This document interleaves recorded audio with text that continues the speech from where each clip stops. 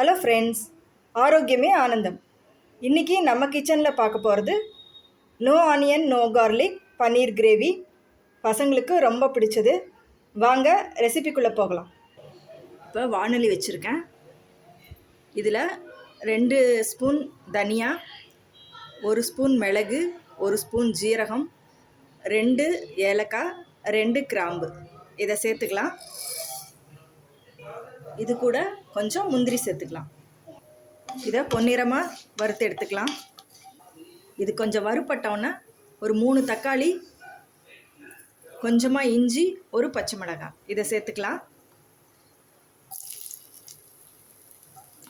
First இஞ்சி பச்சை மிளகாய் சேர்த்துட்டு ஒரு 2 நிமிஷம் வதக்கிட்டு அதுக்கப்புறம் தக்காளி சேர்த்துக்கலாம்.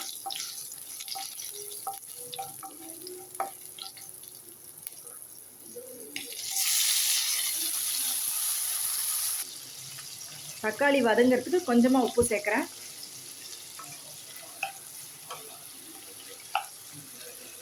தக்காளி நல்லா சாஃப்ட் ஆகிற வரைக்கும் வேகட்டும். தக்காளி நல்லா சாஃப்ட் ஆகிடுது.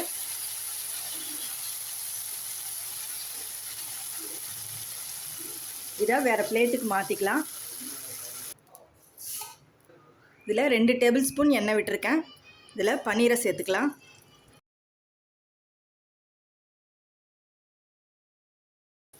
இதை சிம்மில் வச்சு நல்லா கோல்டன் ப்ரௌன் வர்ற அளவுக்கு வறுத்து எடுத்துக்கலாம். இதில் நான் பன்னீரை ரோஸ்ட் பண்ணி எடுத்துட்டேன். இதில் கொஞ்சம் வெண்ணெய் சேர்த்துக்கலாம்.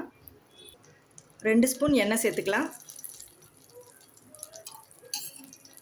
ஜீரகம் சேர்க்கலாம்.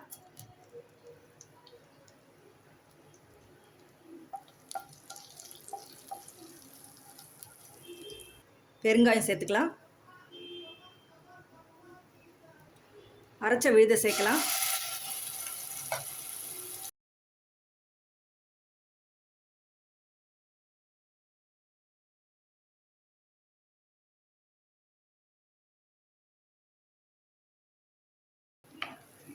நல்லா கலந்துன்ட்டு இப்போ ஸ்பைசஸ் ஆட் பண்ணலாம்.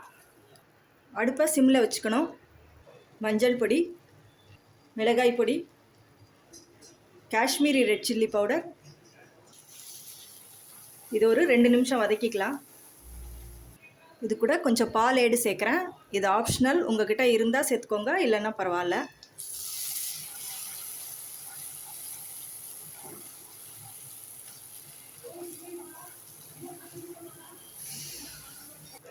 இப்போது இது எண்ணெய் நல்லா பிரிஞ்சு வந்துட்டு நல்லா குக் ஆகிடுது. இப்போ மிக்ஸி வாஷ் பண்ண அந்த தண்ணி உங்கள் கன்சிஸ்டன்சிக்கு தகுந்த மாதிரி இதில் தண்ணி ஆட் பண்ணிக்கலாம். இதுக்கு இப்போ உப்பு ஆட் பண்ணிக்கலாம். ஏற்கனவே தக்காளிக்கு கொஞ்சம் உப்பு போட்டிருக்கோம், நல்லா பார்த்து ஆட் பண்ணிக்கணும். கொஞ்சமாக வெல்லம் சேர்க்குறேன். இப்போ நம்ம வதக்கி எடுத்த பன்னீர் இதை சேர்த்துட்றேன். இது ஒரு 5 மினிட்ஸ் கொதிக்கட்டும். இப்போ இது கொதிச்சு எடுத்து இதில் கசூரி மேத்தி இதை கொஞ்சம் க்ரஷ் பண்ணி சேர்க்குறேன். இப்போ இது ரெடி ஆகிட்டு ஆஃப் பண்ணிடலாம்.